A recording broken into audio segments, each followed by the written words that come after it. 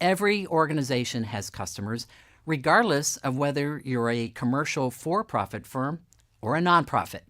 All companies must be seen as relevant to those customers if they want to survive.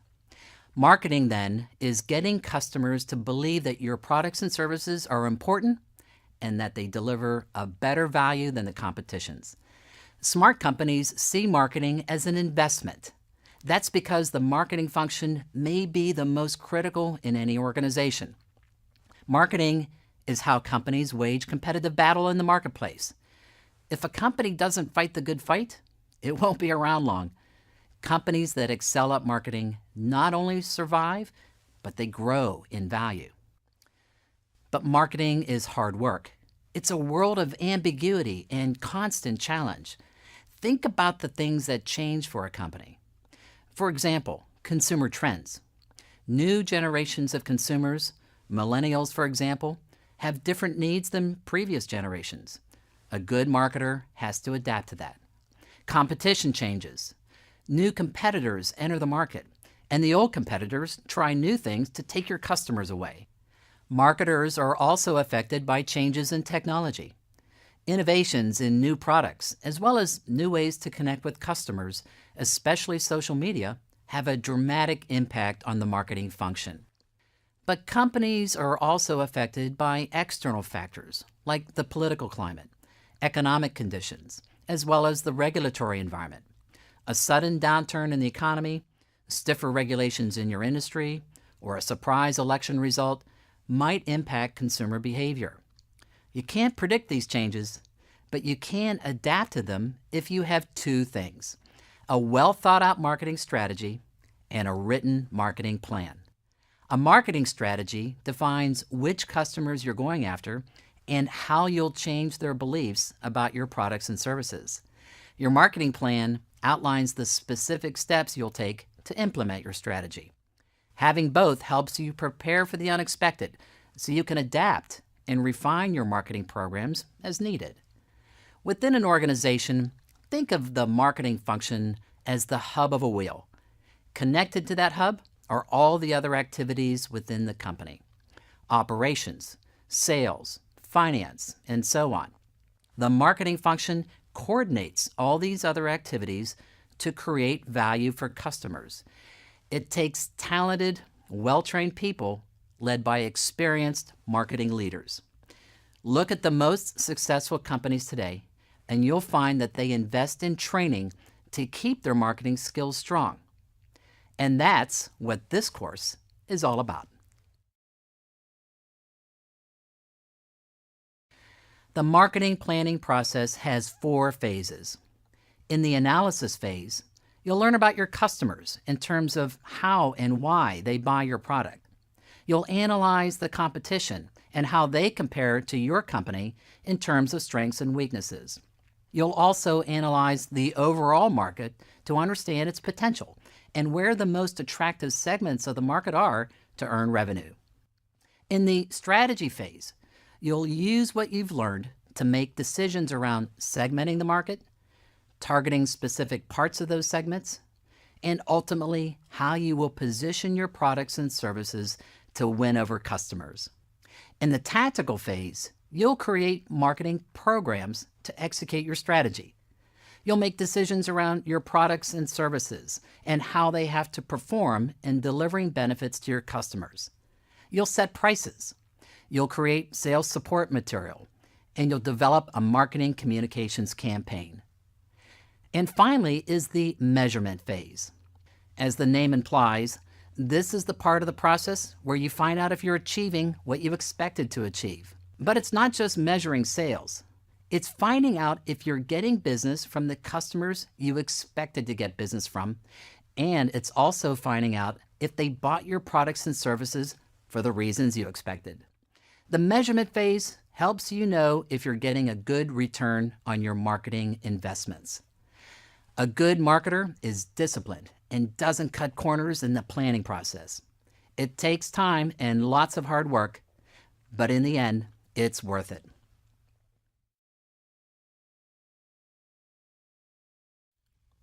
Good marketers know the value of a diverse and talented team of colleagues to help develop and execute their marketing strategy. You'll need to draw on their expertise, their market knowledge, possibly their resources, and their network. Your team will include colleagues inside the company as well as external partners like advertising and promotional firms. Let's review the various roles of your cross-functional team. First is finance. Your finance department plays a very important role in making sure you have sufficient budget dollars to execute your plan. Now, it may at times feel like the finance guys are there just to cut your budget, but believe me, they want you to succeed. After all, the marketing effort is the key to achieving revenue goals. Without your efforts, budgets might have to shrink even smaller, making their job even tougher. Finance partners will also help you in the measurement phase of the planning process. They'll help you quantify your ROMI, return on marketing investments, and they'll help find ways to improve it in the next business cycle. Marketing research is another key role you'll need on your team. Your company may have a separate marketing research department, or it may outsource it. But either way, you'll need their help understanding customer needs, testing new product concepts, or perhaps testing a new advertising message. Marketing research can be applied at just about every step of the marketing process, so be sure to get their advice on the best way to use this important resource. Next is your technical team. These are the people who develop your products and services. They might be engineers or scientists in an R&D department, or perhaps software developers. It depends on the nature of your business. You'll need their help making sure your products and services deliver the right benefits to delight your customers. Speaking of delighting customers, be sure to involve your design team. In many companies, design is a separate department, and they can help make sure your products and services are delivering the right experience for your customers to build and enhance the brand promise. Most companies have a sales function, and you should enlist their help in developing a marketing plan. After all, they're on the front line day to day, and they have a lot of insight about your customers and your competition. They'll have ideas about the selling tools they need to succeed. Be sure to get their input. Depending on your business, you may also want to involve colleagues from manufacturing or operations. These are the people who make the products and deliver the service. A customer support team, for example, might have great insights about customer complaints or service issues. External partners might include your advertising agency, your branding company, a public relations firm, and perhaps a marketing consultant. They're there to help you succeed, so make them a part of the team from the very start. Once you've identified the key players on your team, make sure they're aware of your planning schedule, that they know their role, and they know the expectations that you have for each other in developing a great marketing strategy.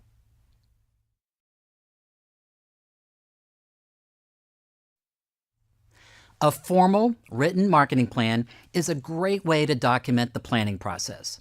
It serves many purposes.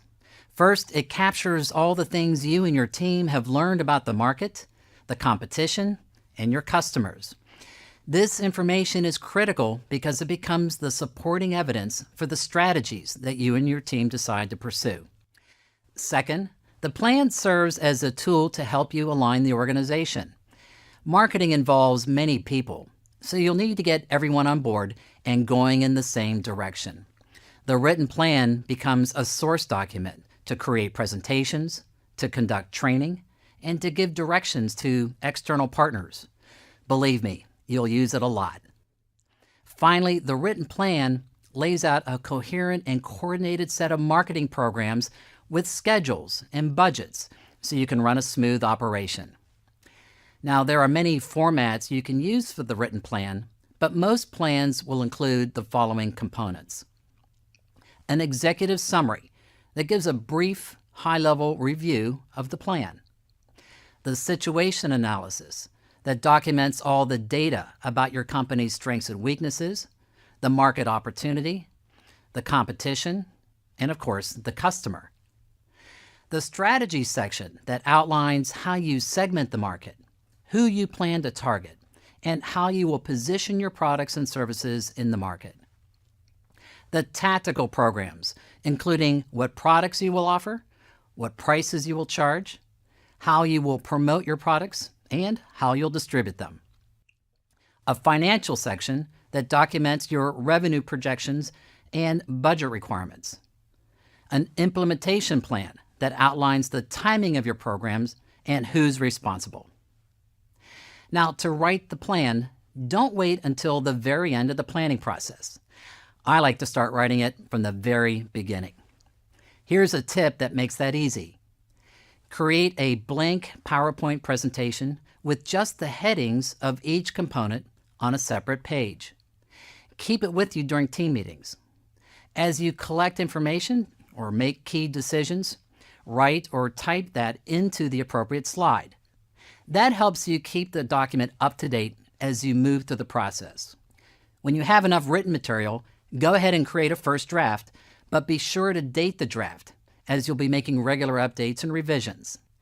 A written marketing plan is a dynamic document, and you should expect to make changes to it as conditions in the market change.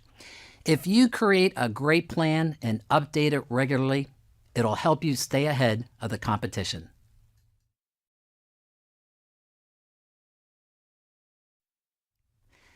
In marketing, you'll often hear the terms B2B and B2C.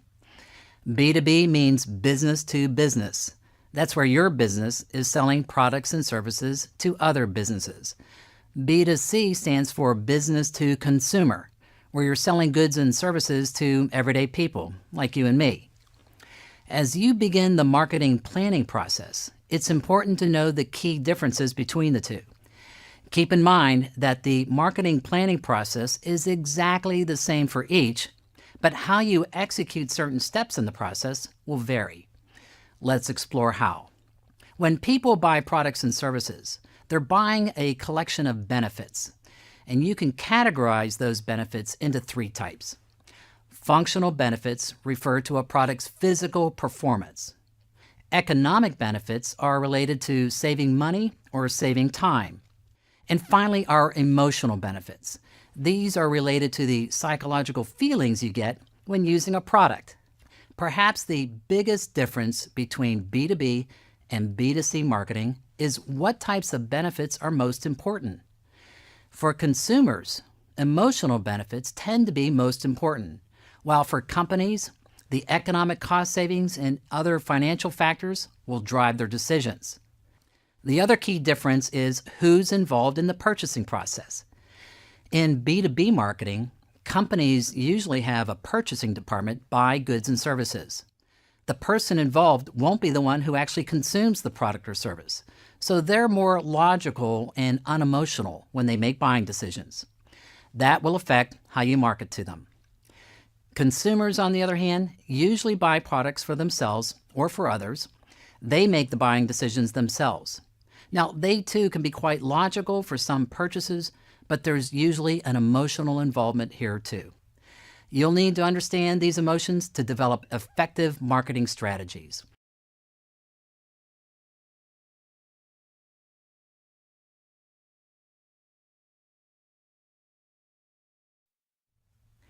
It may sound obvious, but the first step to developing a marketing plan is to know what business you're in.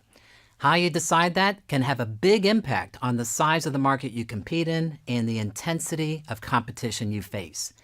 You can define your core business very broadly or very narrowly. Or you could define your entire core business around a primary benefit. Notice that with each change in the core business definition, the size of the business opportunity gets bigger. That might sound like the way to go. The bigger the better, right? Not necessarily. With each increasing level of opportunity comes more challenge. You have more competition to consider. But perhaps even more important is that you have to be good at so many other things. You have to decide whether it's better to focus on the things that you do really well and deliver that consistently to your customers. Or you may want to expand as broadly as you can and try to grow the business. My advice is to define your core business just up to the point where you can still leverage your core skills, or what are called core competencies. If you try to do things that you're not skilled at doing, you'll run into trouble.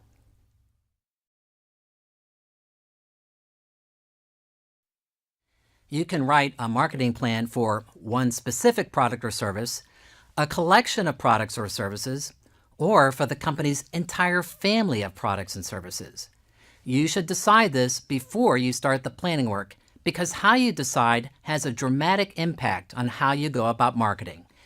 When you develop a marketing plan for a single product, the entire focus is on all the resources and activities needed to get just that product into the hands of prospective customers. All your decisions about how you communicate, sell, and set prices are about that product only, even if you have other products to offer. That might make sense, especially for a brand new product. But sometimes it makes more sense to develop your marketing strategy around a family of products, or even all of them. It's usually much more efficient to spread your marketing dollars across all of your products than concentrating on just one. So how do you decide? You don't. The customer decides this for you. Why do I say that? Because in marketing, we always want to take the customer's perspective. You may be selling a product, but your identity in the customer's mind is represented by brands.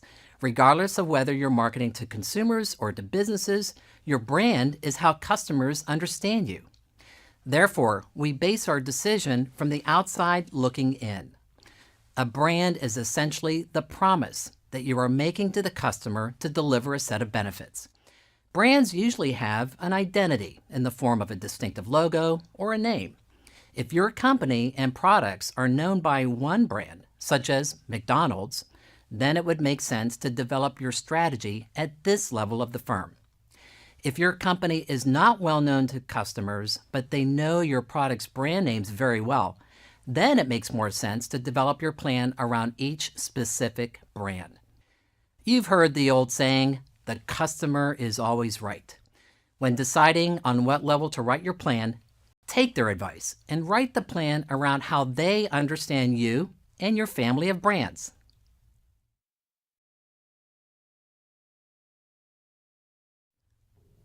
Marketing would be relatively easy if it were not for the fact that you always face some type of competition.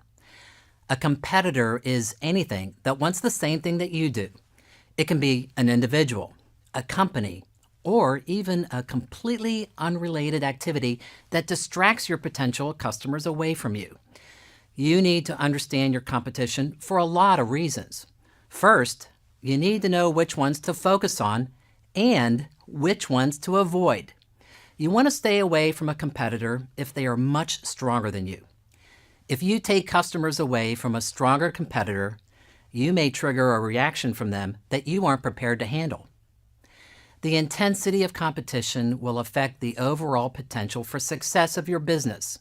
This is why it's important to consider all types of competition when planning your business to ensure that you have the edge over others in your industry. You need to compare your strengths and weaknesses to theirs to see how you match up. This will help you select the right strategy to win.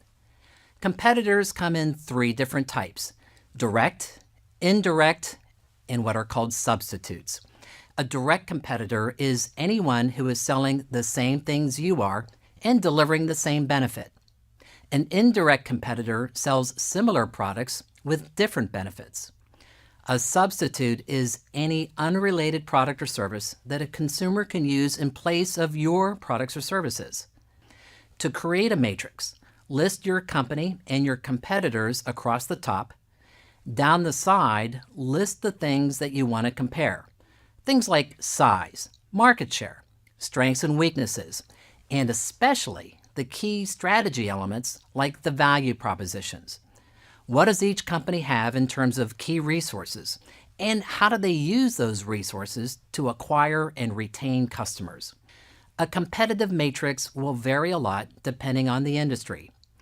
If you're in a high-tech industry, you'll want to compare R&D activities, like spending, number of engineers, or number of new products launched. In service industries, be sure to compare things like how each company delivers the service, how they train their employees, or how they're rated for their service.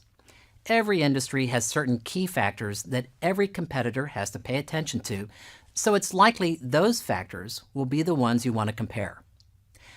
A word of caution: when you collect competitive information, use only information that is publicly available. Never try to get inside information about your competitor that they would consider confidential. When you complete the matrix, take a close look at it and find some insights that you'll need later when deciding on your strategy.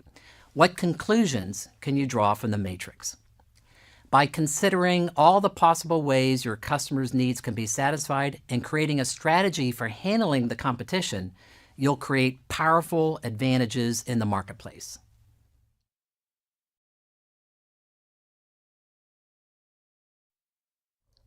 When consumers use a product or service, they do so because they seek the bundle of benefits that a particular product or service delivers. To complete the product analysis, you need to test each feature of your product compared to the same feature on your competitors' products. You need to determine which feature performed better than the competition, which performed the same, and which performed not as well. When you complete the analysis, take a close look. Are there features that need to be improved? Are there certain competitors you want to avoid or possibly go after based on product performance? Later on, you'll be choosing a high-performing feature and its benefits to base your marketing strategy on. Here's why. When you outperform the competition on a feature that is important to consumers and they know it, guess what? You earn a lot of customers. And that's what good marketing is all about.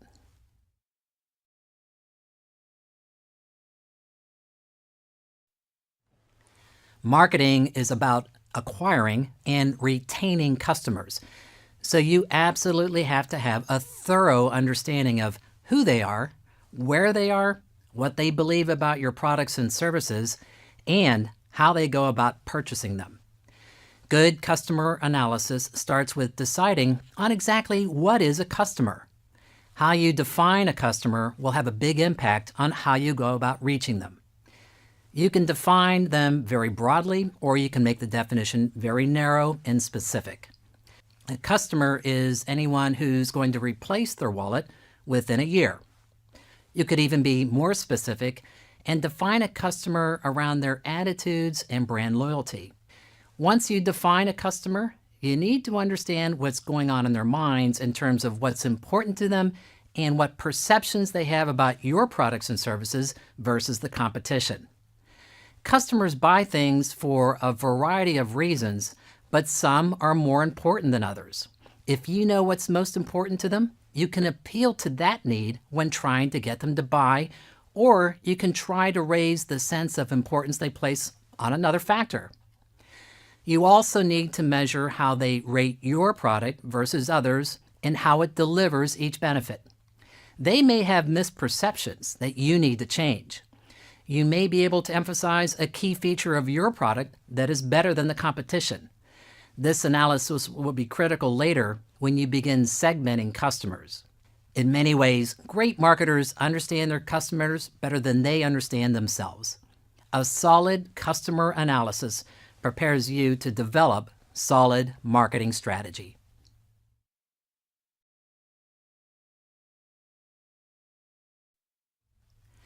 Customers follow a distinct set of steps when buying anything.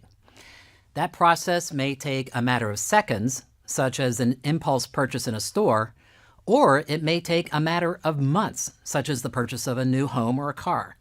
Typically, though, these steps are as follows. First is the need recognition phase. This is where customers realize that they want something. That can be triggered internally. For example, if a customer is thirsty, that will trigger a need for some type of beverage. But it can also be triggered externally through advertising or other stimuli. If a customer sees a TV commercial for a cold soft drink, or perhaps sees a group of people drinking it, those could stimulate the customer to want that same drink. The need recognition step is very important because without it, there won't be a sale. The next step is information search. Once customers feel a need to have something, they start gathering information about solutions for that need. They get information from a wide variety of sources, including commercial advertising, internet search, while shopping in a store, and most importantly, from other customers. This is a critical step because this is where a customer is most receptive to your marketing message. Once a customer gathers information, they go to the next step, which is to evaluate the alternatives. Customers make choices based on two things: what features are most important and which brand does the best job in delivering those benefits. Customers will make head-to-head comparisons between your product and the competition, so it's critical that you give them a complete picture of how your product will best satisfy their needs. Eventually, the customer will narrow their choices down to one brand, and they'll go to the next step, the purchase phase. Buying a product may take a matter of seconds, such as buying a soft drink at a vending machine. Or it could take months that might involve negotiations, financing, training, maybe installation. Complex, expensive products usually take a lot longer to buy than your everyday consumer good that you'd find in a grocery store. Now, you might think that the buying process ends here with the final purchase, but there's one last step. It's called the post-purchase behavior phase. Once customers start using the product or service, they compare the results with their expectations. Did the product work as expected? How did the product make them feel when they used it? This phase is also critical because customers will share their experiences, good or bad, with other customers. And with the way information spreads through social media, that can be really helpful or hurtful to your marketing campaign.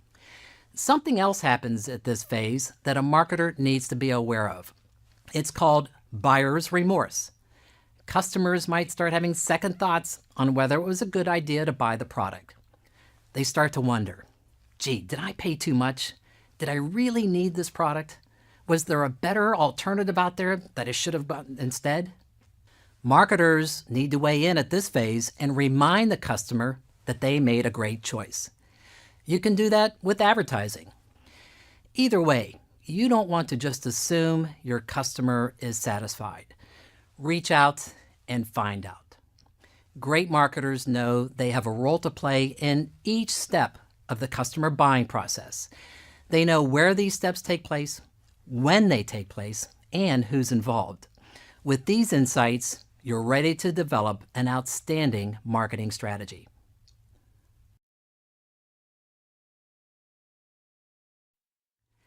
Analyzing a market means estimating how many potential customers you might be able to sell your products and services to. When analyzing any market, you want to group customers into 4 types. First are the customers that already buy from you. In fact, not only do they buy from you, they buy exclusively from you and never from a competitor. The second group is similar to the first group in that they currently buy your products and services. The difference is these customers also buy products from your competitors. Why? That's because for some categories of products, customers want choices. The clothing market is a good example. You almost certainly buy your clothes from many different manufacturers of clothes. The market for food is another example. The third group of customers are those that buy solely from your competitors and never from you, at least not yet. And finally, the fourth group of customers are those that don't buy your type of product from anyone. We call them non-category users. These potential customers are important because acquiring them gives you a new source of revenue. Instead of taking market share from a competitor, getting these customers helps you increase the overall size of the market. Now, when we estimate the potential number of customers that we might be able to capture for each of these 4 types, we do this so we can decide where we want to concentrate our marketing strategy. In marketing, it's the old adage, fish where the fish are. It's a two-step process. First, we estimate the total number of customers. Then we make assumptions of what percentage we might convert to our brand. Once you're done with the market analysis, you've completed the analysis phase of the marketing planning process. It's time now to start crafting strategy.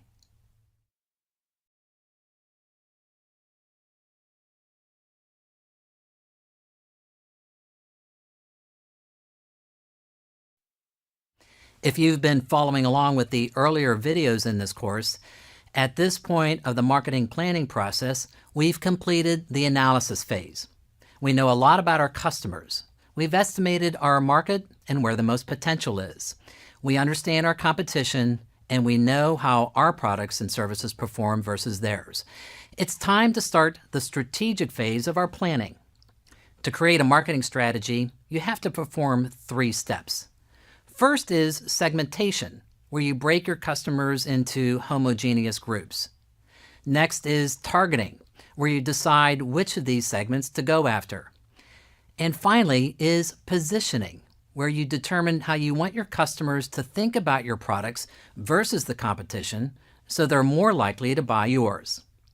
Let's focus first on segmentation. Breaking customers into groups helps you be efficient with your marketing resources. It helps you focus only on the most relevant customers and avoid wasting time and money on the less relevant. There are 4 ways to segment a market. The first is demographic. This is where you group your customers by their characteristics, such as income level, age, gender, or their height and weight. It's useful for certain products or services that deliver a benefit specifically tied to that characteristic. For example, if you're marketing a shampoo for redheads, then you would want to group customers by hair color. Geographic segmentation groups customers by where they are physically. Knowing where your customers are helps you know where to place stores, for example, and where to communicate or sell to them. Behavioral segmentation is grouping customers by the things they do. It can be customer-related behaviors such as how much they purchase, how frequently they purchase, or their price sensitivity. It can also be behaviors such as hobbies or habits. Finally, there is psychographic segmentation. This is grouping people by how they think, their attitudes and aspirations, especially about the benefits and ultimately the values that we explored in feature-benefit laddering. An example of psychographic benefit would be need for prestige or need for convenience. Segmenting this way tends to be very powerful.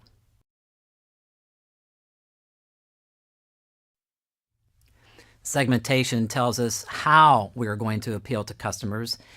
In targeting, we make decisions on whom to go after. It's a process of narrowing down your audience to a selected group. Now, that may seem like a bad idea. After all, the whole idea of marketing is to get as many customers as you can, right? That's true, but keep in mind that your marketing message will not appeal to everyone.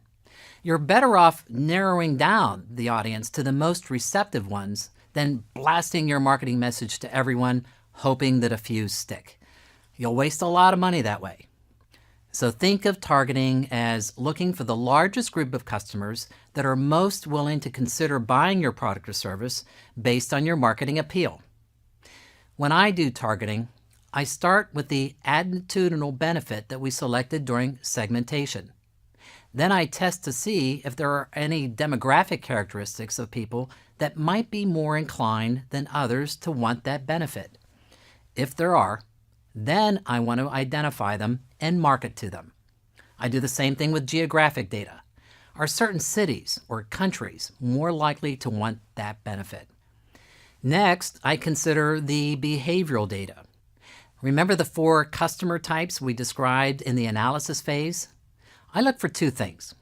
Which of the 4 groups is large in size and might be most receptive to my marketing message? Think about how we defined our core business, how we defined our scope, and customer definition, and then how we narrow down our audience using various segmentation approaches. Turning these dials to tweak our model gives a strategy that defines how we are going to compete and who we are going to compete for. We have one final step. We have to define what we are going to say to the market to convince them. That step is called positioning.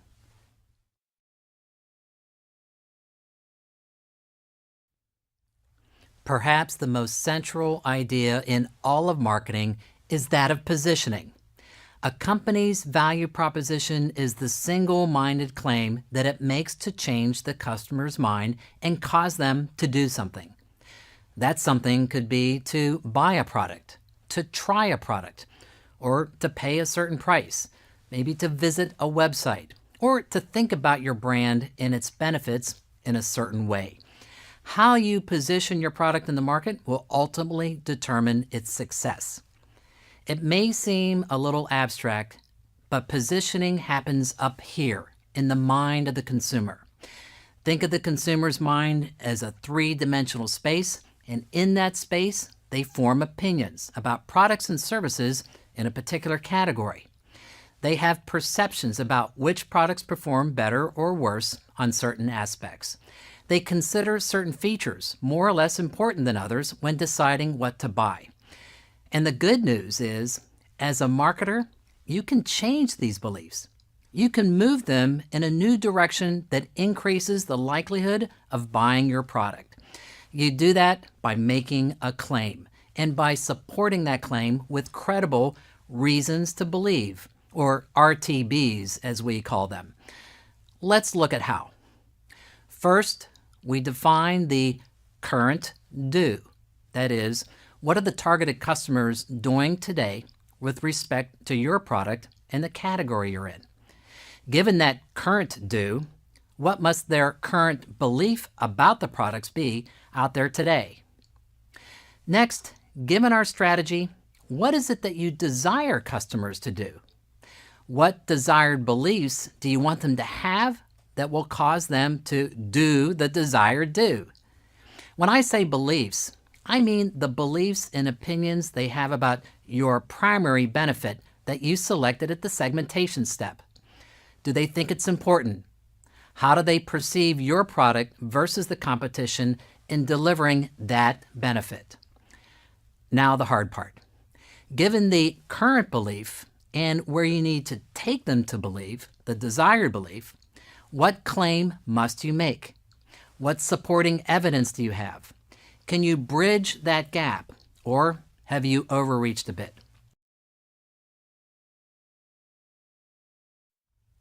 Marketing is about changing customers' beliefs so they prefer your products and services versus the competition. Ultimately, though, we're working towards a financial or other result to support your business. The final step of the strategy phase, then, is to set goals. Setting goals helps you in two important ways. First, goals help you decide how much marketing resource you'll need to devote to your tactical programs. The more aggressive goal you set, the more resources you'll need. And second, goals help you measure your progress during the marketing campaign to see if you need to make adjustments. Later in the course, I'll show you how to set up key performance indicators, or KPIs, and how they connect to the goals you set here. A marketing goal can be anything that's relevant to the success of the business. Most companies set a sales revenue goal, but it doesn't have to be dollars of revenue. You could set goals for number of units sold, or perhaps market share, or even number of new clients acquired. If your cross-functional team includes a colleague from your finance department, consult with him or her on this. For a marketing goal to be the most useful, it should meet the following criteria. First, it should be specific. If you simply say your goal is to increase market share, that would not be specific enough. Increasing market share from 15% to 17% is much better because it's specific. Second, the goal should be measurable. Setting a goal that can't be measured will become frustrating for you and the team, especially when you try to gauge your progress in reaching it. Next, the goal must be attainable. Setting an unrealistically high goal won't do you any good. In fact, it could hurt your campaign by causing you to spend more marketing dollars than is warranted. The fourth criteria is relevant. That means the goal is directly related to your marketing strategy. And finally, the goal must be time-bound, meaning that the goal will be achieved during a specific period of time. That could be any time frame you want, but most likely you'll set the same time frame for the same periods of time that your company measures financial results. A year, or perhaps a quarter, or even monthly. Taken together, these criteria spell the word SMART, and that's an easy and smart way to remember these important goal-setting criteria.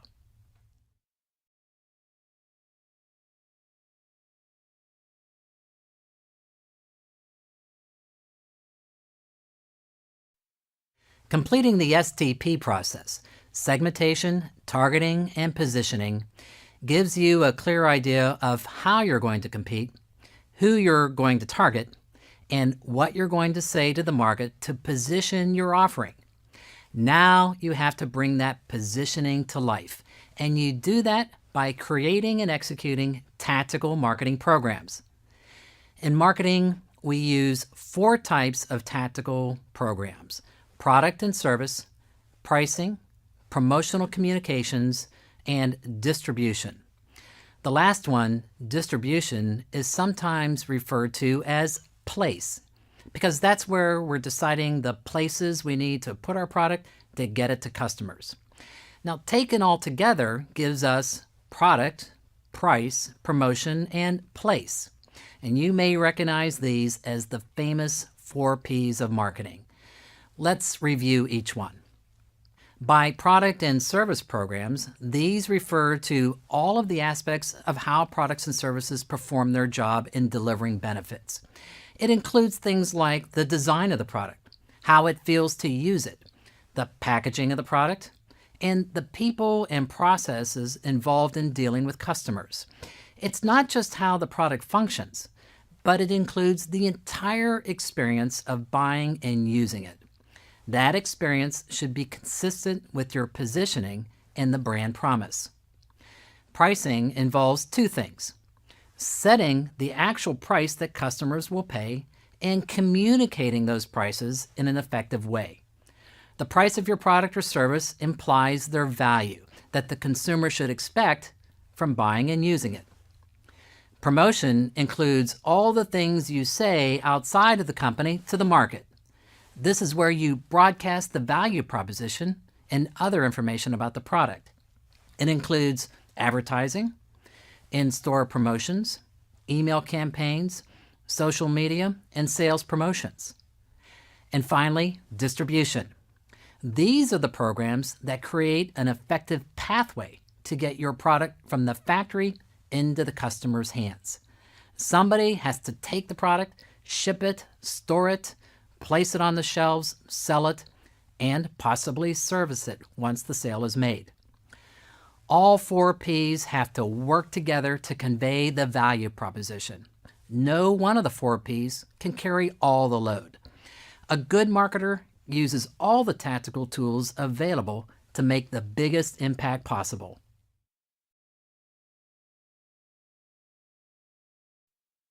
Marketing is all about delivering value to customers, and you do that by offering them the right products and services. Think of products and services as benefit delivery vehicles. They're a collection of various features that create value when customers use them. So, how do you build the right product or service? For that, you need to go back to the analysis phase of the marketing planning process. From there, you'll need the results of your product analysis. That's where you did a detailed comparison of how your product compares to the competition's feature by feature. You also created the feature benefit ladder that unpacked the product to see how features connect to the benefits that customers seek. You'll also need the customer analysis, especially the market research on what factors are most important to customers when they buy a product, as well as the data on how they perceive your brand versus the competition. And finally, you'll need your marketing strategy as expressed in your value proposition that we covered earlier. As a marketer, you have to give your development team guidance on 4 aspects so they build the right product. First is what features the product must have to compete against the competition and also satisfy the customer. You have to especially guide them on what features or feature to emphasize the most. Look at your value proposition. What benefit are you promising? Then look at your feature benefit ladder. Find that benefit on the ladder, then move down the ladder to find the set of features that deliver it. You want to make sure those features are most evident when the customer uses the product. Next, your development team needs guidance on performance of each feature. Once again, your value proposition should guide you on whether the product needs to work better than, the same as, or slightly less effectively than the competition. Also, look at your market research. If consumers perceive your product as less effective on a particular feature, you may need to have the development team increase its performance. Your development team also needs guidance on design, meaning the look and feel of the product or service. What does your brand stand for? Given that, what must your product or service look like to express that brand essence? Finally, your team must think of the product or service as an entire customer experience. Remember the customer buying process from earlier? Think of each step as a touch point, where you as the marketer have an opportunity to figuratively touch the customer with something about your product or service. Touch points include things like the service customers get in a store and how your products are displayed. It also includes things like the packaging and perhaps the instructions on how to use the product. Everything the customer comes in contact with, including things online, are touch points. Based on their experience at each touch point, the customer will form beliefs about what your brand stands for, whether it's consistent, believable, and authentic. The more authentic, the more loyal your customers will become. And that's a very good way to build your business.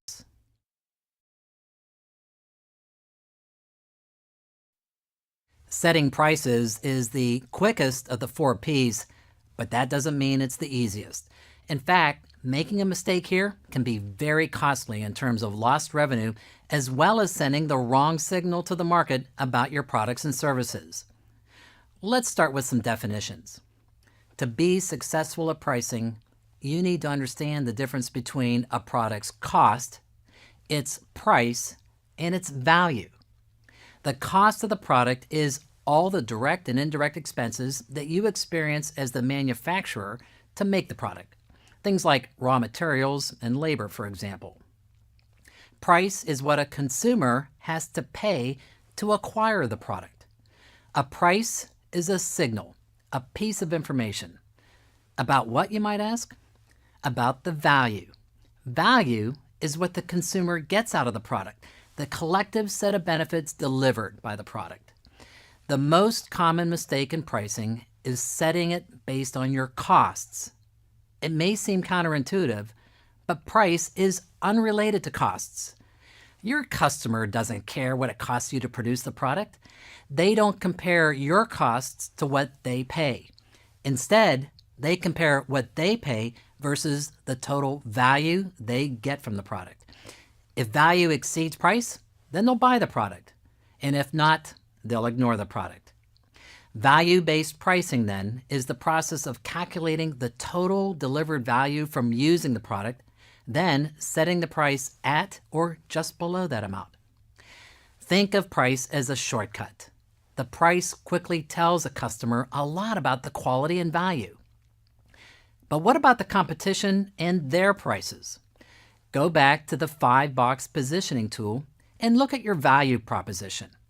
If you're positioning your product as superior to the competition, then you should set the price higher than theirs. If your product is equivalent to the competition, make the price the same. And if your product is inferior to the competition, set the price lower. That's how price becomes a signal of value in comparison to competitors' prices. Price is a signal of value and a powerful part of the 4Ps, so make sure you put it to effective use in your marketing campaign.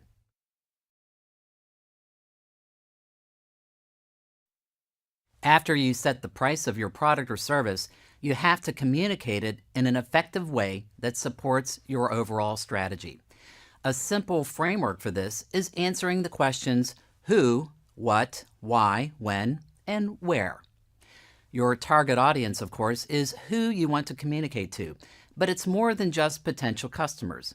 You also want to make sure your partners, such as distributors, understand your pricing structure. Generally speaking, you want to make your prices available to the public, including competitors. They may be setting their prices based on yours. What you communicate about pricing is much more than just the dollar amount. When a customer first sees the price, that's a critical time to remind them of the value they're getting for their money. Be sure to tell them about any discounts that might apply, or any other terms and conditions, such as shipping and handling charges. You want customers to have a complete and clear picture of your pricing.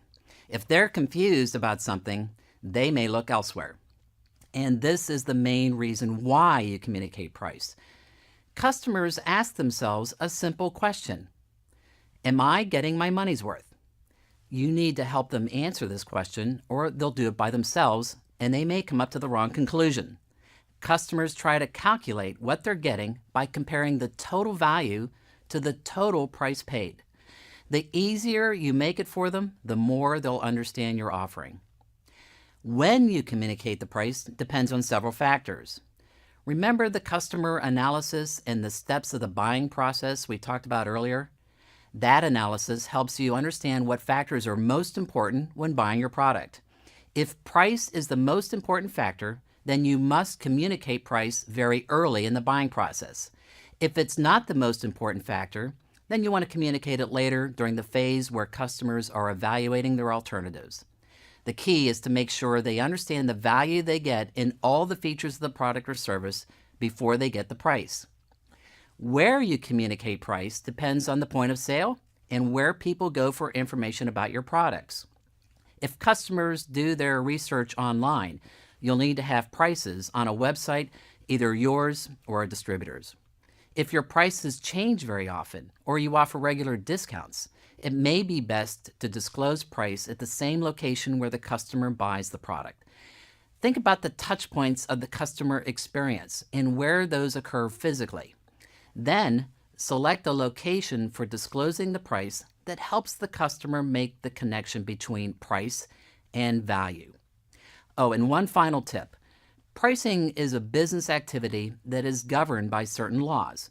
It's usually a good idea to have your legal advisors review the overall pricing approach to make sure you're in compliance.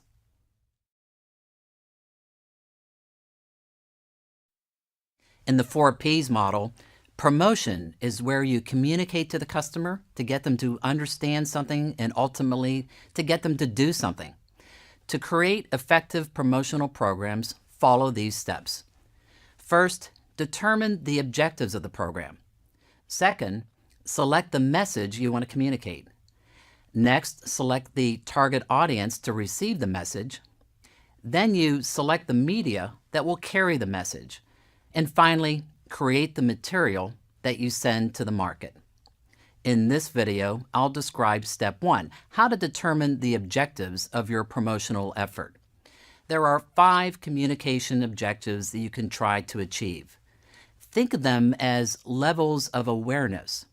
First is called basic awareness. Customers need to know that your product or service exists before they can even consider buying it.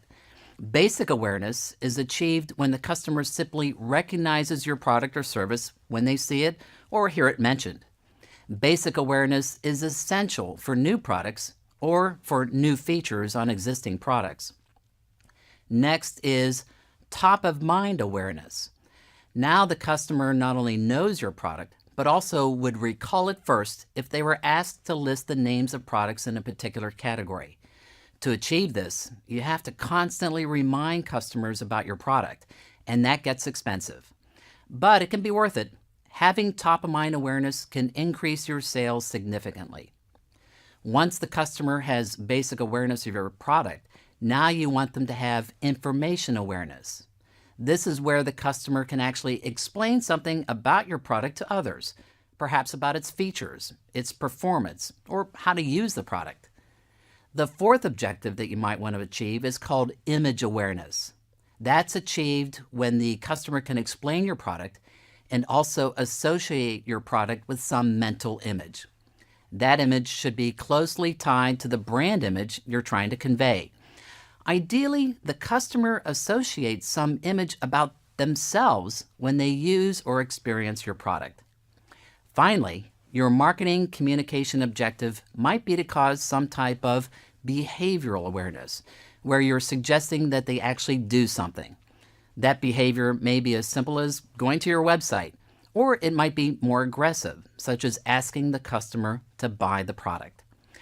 Notice how these objectives are more complicated and difficult to achieve as we go from basic awareness all the way to behavioral awareness. It's typically more expensive as you set more difficult objectives. So how do you determine your objective? Well, it depends on two things. What does your customer believe and understand about your product now? And what is your strategy? Look back at your customer analysis. Based on your marketing research, you should have some idea about what benefits in a product are most important to customers, and you should know how they perceive your product's performance in delivering those benefits. Are there any beliefs about your product that you need to change? Now look at your 5-box positioning tool. Here you'll find the information you need to set objectives, especially in the desired belief and desired do, and of course in the value proposition itself. What are you hoping to communicate, and how does that translate into one of our 5 promotional objectives? Once you've set the objective for your marketing communications, now you need to implement it. First, select the message you want to communicate. Then select the target audience to receive the message. Next, select the media that will carry the message. And finally, create the material that you send to the market. The message you send to the market will include the value proposition as well as the evidence of why that claim is true. We call these the reasons to believe, or RTBs. Here's what I do to craft the message. I imagine I'm standing in front of a group of customers, and I'm going to explain my value proposition. I know what they already know about my product, so I role play and actually speak the words that I would use with these customers. Once I'm satisfied with my message, I write it down and edit it, sometimes with the help of a professional copywriter. Next, you need to select the target audience. This should be easy because you've already done this when performing the targeting step in STP. Are you communicating to your current loyal customers, customers that are new to the category, and so on? It's important to clarify this. When you send the message, you need to do it in a way that the target audience knows it's for them. The media channel you select depends on the target audience, how many of them you want to reach, the complexity of the message you're sending, and how frequently they need to hear the message. Marketers have a wide choice of traditional media, including television, radio, print advertising, outdoor billboards, and digital media, which includes social media, websites, and mobile channels. Each type of media has advantages and disadvantages. TV commercials, for example, can reach millions of people, but it's expensive. Billboards, on the other hand, are not that expensive, but they're limited in what objectives you can achieve. It would be hard to explain how to use a complicated product in a billboard. You have to weigh the cost versus the reach, meaning how many customers get the message, and you have to consider how much information you can send.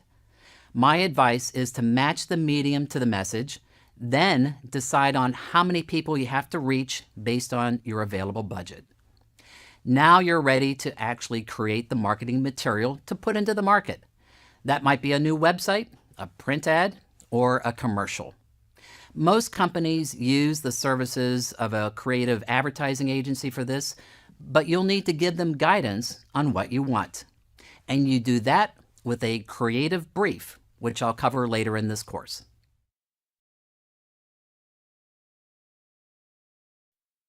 Social media is an essential part of any marketing plan, no matter what business you're in. Consumers expect a way to learn about your products and share their experiences with others online. Social media is a powerful way to communicate your value proposition and enhance your brand. So what I want to do here is give you guidelines on how to make sure you tie your social media programs to your marketing strategy. Otherwise, you might find yourself in a situation where social conversations are happening that are inconsistent with your value proposition, or worse, that are sending wrong information about your products and services. Effective marketers use social media in 3 ways. The first is to listen to the conversations that are taking place. The second is to join the conversation. And the third is to shape the conversation. I call it the listen, join, and shape model.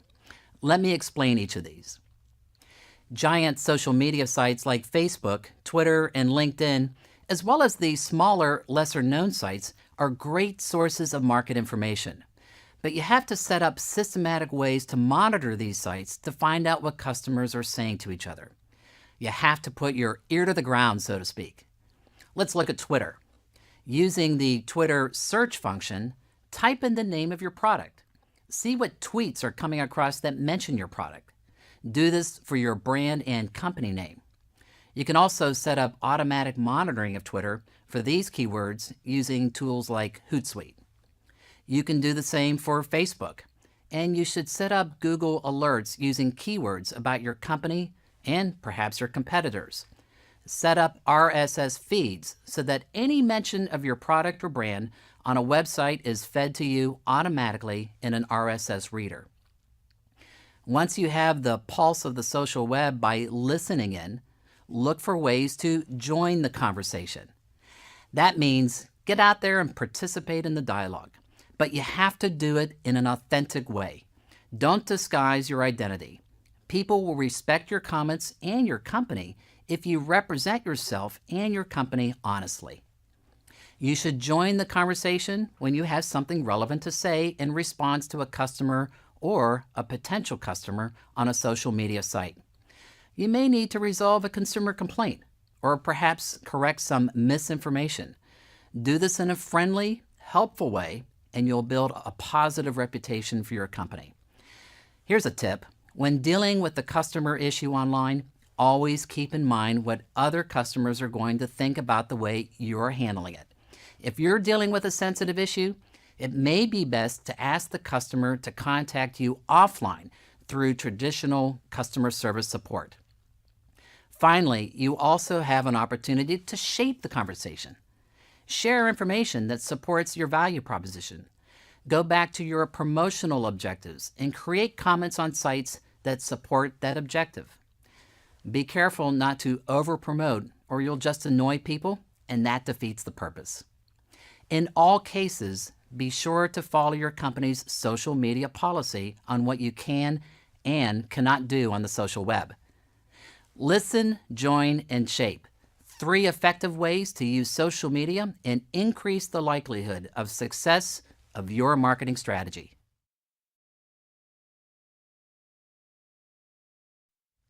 Building distribution channels may be the most difficult of the 4 Ps, depending on your business. It's typically the most people-intensive aspect of your marketing effort because you have to enlist lots of partners to move your products physically into the marketplace. A channel is a pathway that carries things, and it may involve many steps along the way. 3 things move through it. First is your product. Typically, your product flows from you, the manufacturer or reseller, through to the hands of the customer. Occasionally, that product might move back the other way in case the customer wants to return it, and you have to be set up for that. The other thing that moves through the channel is money. And it's not just money and credit cards, but also all the money-related parts of the transaction, which may include financing, negotiations, and perhaps contracting.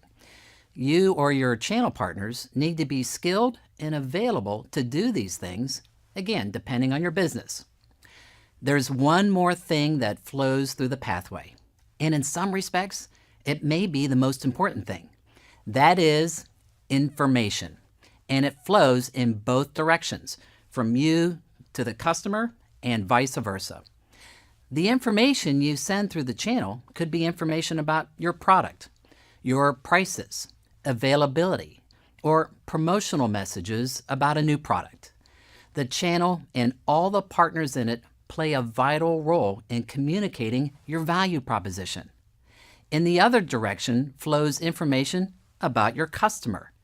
It might include demographic information about who they are, geographic information about where they live, perhaps feedback about your product, positive or negative. Earlier in the course, I spoke about segmentation. You could learn a lot of information about what's important to customers and how they perceive your product versus the competition. Through this channel, you could learn vital information that would help you analyze your market to create your marketing strategy. That's assuming that your partners along the way in the channel let you. Sometimes they like to keep that information for themselves. They might see that customer as belonging to them, not you. If you want access to that wealth of data about your customers, you'll have to select your partners carefully and strike the deal with them around collecting and sharing that information. And that's where managing channels gets difficult. Conflict often arises in the channel because the various partners have competing goals. Your distributors, for example, may not like your pricing approach, so they might set the prices where they want them. And that price level might not be consistent with your value proposition. They may also be selling competitors' products, and you have to do a lot of convincing and nurturing to make sure your products get the right amount of attention. It takes a lot of work and energy to train and motivate your channel partners to do what's needed to put your strategy into motion. But if you do it right, you'll have a well-oiled machine to put more great products into the marketplace and earn new customers.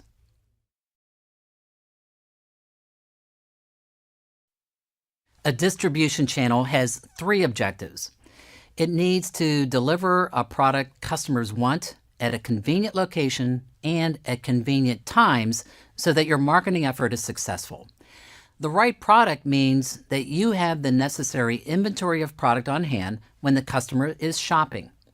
That means you have to have all the models and all the styles and sizes and available options that a customer might want at that moment. Missing just one of these will cause the customer to look elsewhere, and you lose the sale.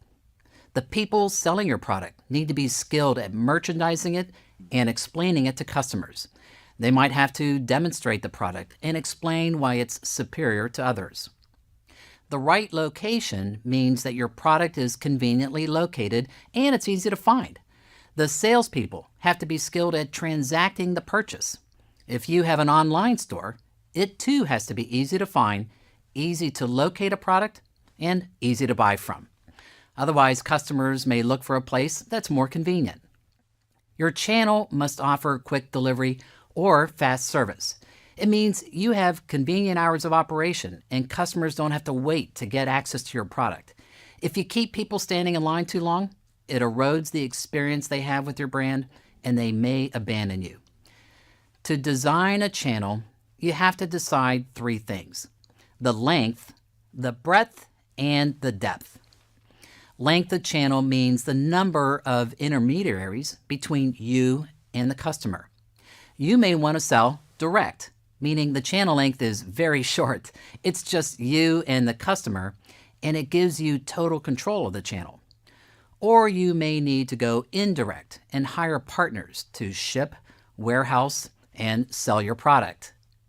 Breadth of channel means the number of outlets of each type of partner. Exclusive distribution means you have just a few outlets selling your product. A high-end jewelry company like Tiffany's has just a few outlets, whereas a company like Starbucks has thousands. Depth of channel means how much of the channel you own and control versus having a third party do it for you. Channels are expensive, and you might not have the resources or skills to do all of it, so you'll usually have to hire others to help. Imagine you work for a company that makes fine men's wallets. Let's design your channel. You sell wallets in many countries around the world. You're a small company, so you'll have to use an indirect channel and hire various partners to get products into the marketplace. How about breadth? Well, given your value proposition, you probably want to handpick some exclusive retail distributors in various countries that can explain the benefits of your slim wallets and sell them alongside other clever, high-quality products. The key is to integrate all 4 Ps to create a great tactical marketing program, and we'll explore that next.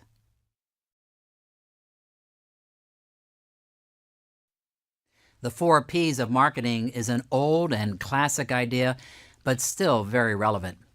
The mistake you can make is to not have all of them work together. You need to create marketing programs that are in sync with each other and support the overall positioning described in your strategy. It may seem obvious, but it can be more challenging than you think.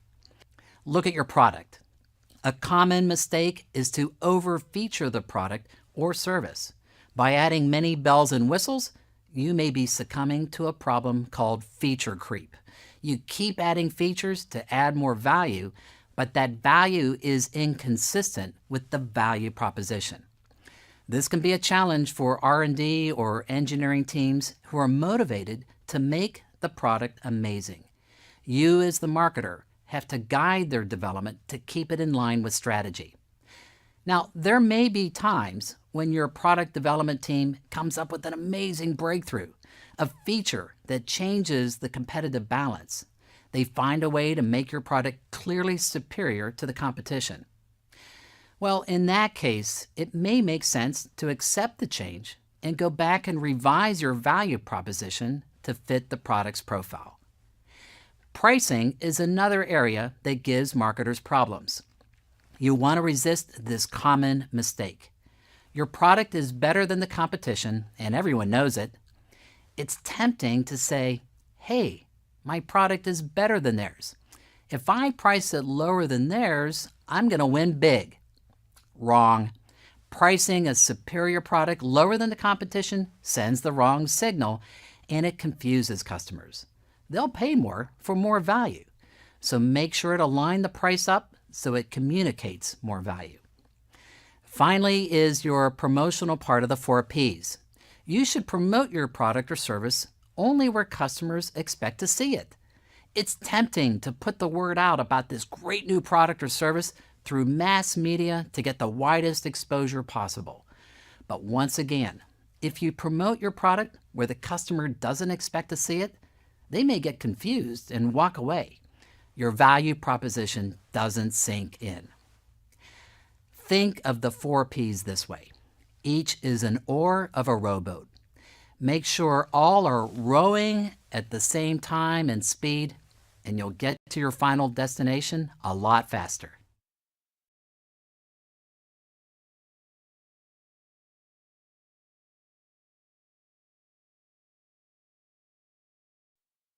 An effective marketing plan is one that lays out a coordinated set of strategies and tactics to win in the marketplace. At some point in the process, you'll need to gain support for that plan, and perhaps the most important audience is your senior management. They're the ones typically who allocate financial and human resources to various projects in your company. Without their full support, you may end up not getting what you need. Here are some tips on how to make a big impact with senior leaders when presenting your marketing strategy. First, try to lead with a story. Perhaps focus on a customer who had a great result using the product. This is a great way to remind people how your products bring value to customers. Next, share what's changed in the marketplace. What new threats, new products, or trends are out there that are creating a challenge? We call this creating the burning platform. You want people to understand the difficult situation you're up against. Then share the process you went through to create the marketing plan. Give credit to your team members. It builds your credibility when you've collaborated with a cross-functional team. Be as brief as possible because you probably won't have a lot of time. You should be prepared with different length presentations.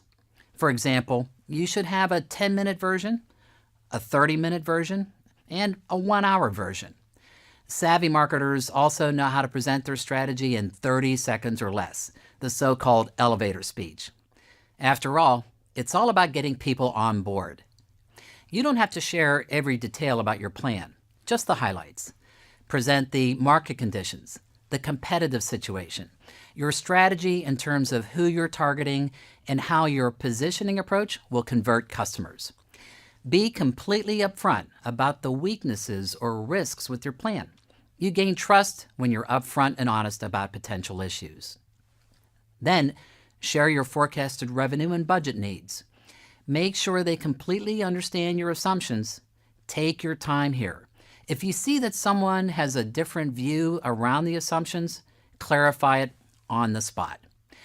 Not aligning around the assumptions now can create real problems for you later. Remind them that funding your marketing plan is an investment, not a cost. Assure them that you're committed to getting them a good ROI. Given their experience, be sure to ask them for feedback on ways to improve your plan. Finish the presentation by asking them for their support. It's the old sales adage, always ask for the order. You're there to get approval, so look them straight in the eye and ask for it. Great marketers show passion and enthusiasm for the products and services they manage. If your senior managers see that you're excited and confident, you're going to win them over.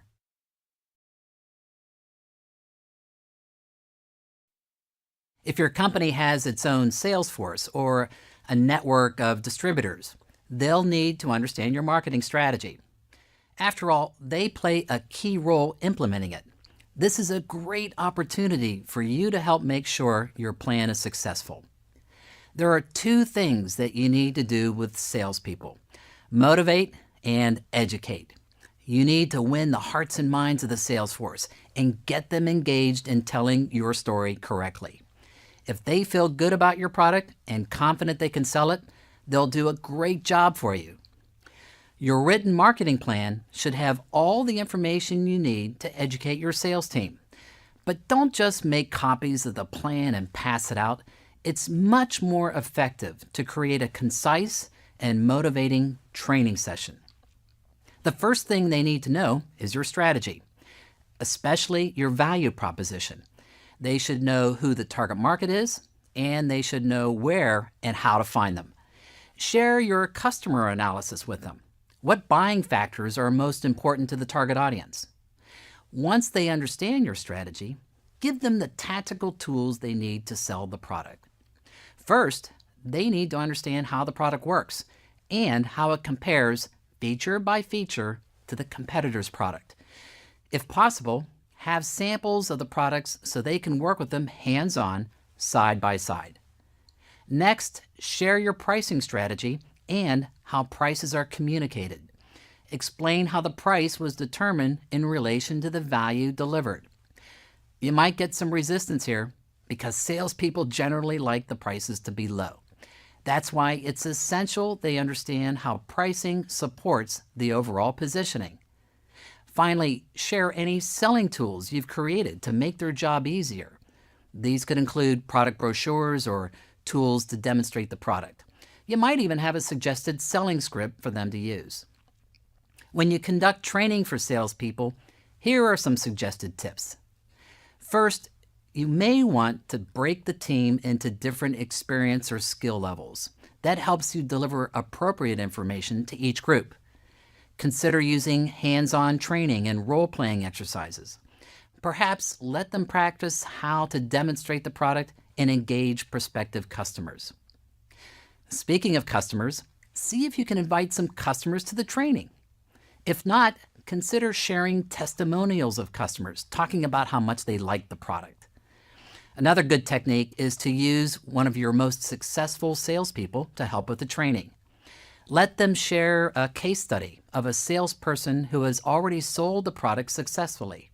Salespeople will see your message as more credible if it comes from one of their own colleagues. Repetition is the key for training a sales force. Consider regular webinars as a way to continue to engage the sales force and fine-tune their training. Finally, make sure the sales team has a point of contact if they have questions or concerns. If the sales team feels they have your full support, they'll work hard to make the product a big success.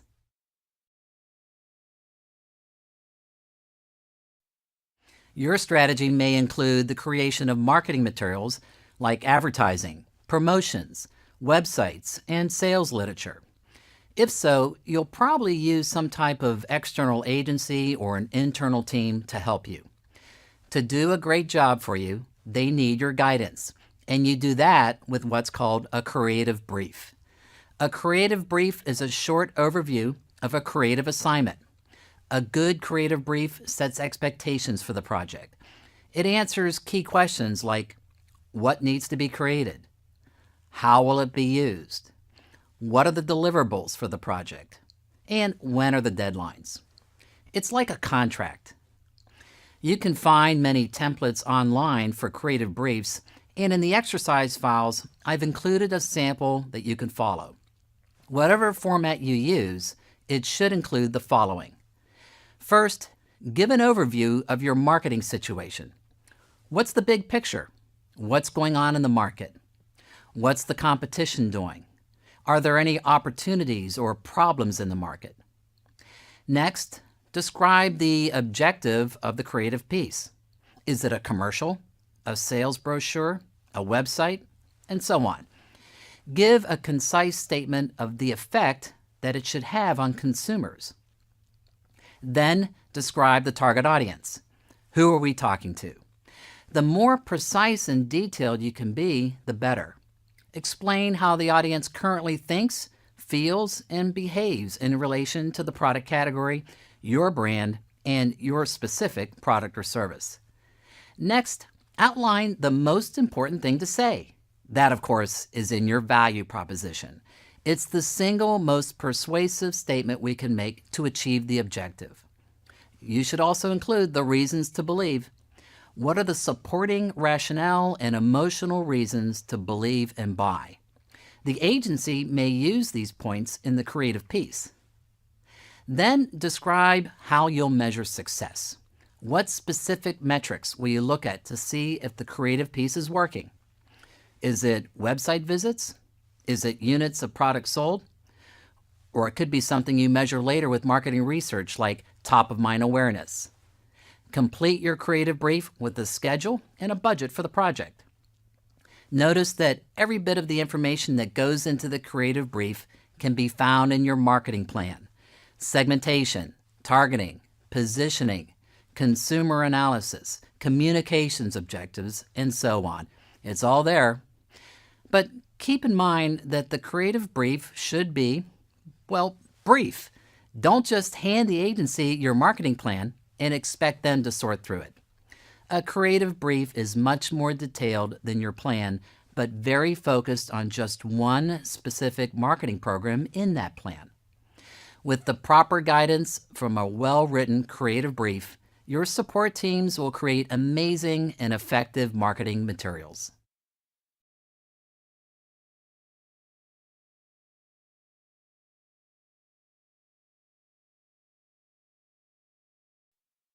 Marketing takes time and money, so it's important that you develop a budget. A good budget helps you allocate the right amount of resources to the right marketing programs. Now, there are two ways to develop a budget. You can decide on how much you have to spend in total and then allocate it. Some companies do this by taking a percentage of sales revenue as the total budget for marketing. That amount is assigned to different teams and programs. I call this the top-down approach. The other approach is from the bottom up. Each marketing team develops a budget to spend on marketing programs that they think are needed to achieve a revenue forecast.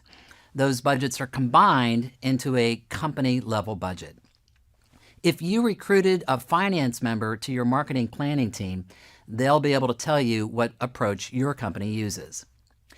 Whichever approach you take, you still need to decide where to spend the money and how much to spend. One thing's for sure, you always have a limited amount of money to spend, so you probably can't do all the things you'd like to. But be careful of a common mistake. Don't take your limited dollars and spend a little amount on many different programs. If you spread your budget too thin, you won't give any tactical program a chance to succeed. It's better to limit rather than dilute. Spend on those programs that are likely to be most effective at positioning your product in the marketplace. How much you spend depends on a number of factors. Earlier, we looked at how many customers are in your target audience. The more you have to reach, the more you'll have to spend. We also addressed how to position the product in the market, meaning how to change the customer's sense of importance and perception about your brand. If your positioning is very aggressive and requires the consumer to change behaviors in a significant way, you're going to need to spend more money. Finally, look at each of your tactical programs, the 4 Ps: product, price, promotion, and place. Estimate the required spending in each one. For example, do you need to spend money to upgrade your product or its packaging? How much do you need to spend on marketing communications to reach a sufficient number of people and still achieve the communications objective? What do your distributors and salespeople need to do their job effectively? Once you've estimated what each program will cost, you'll probably need to make some tough choices. And this is a great time to use the talents of your marketing planning team. Let them help you decide. In my experience, a team decision ends up being better than any single individual decision. After all, you're in this together, so put them to work in helping you develop the most effective budget possible.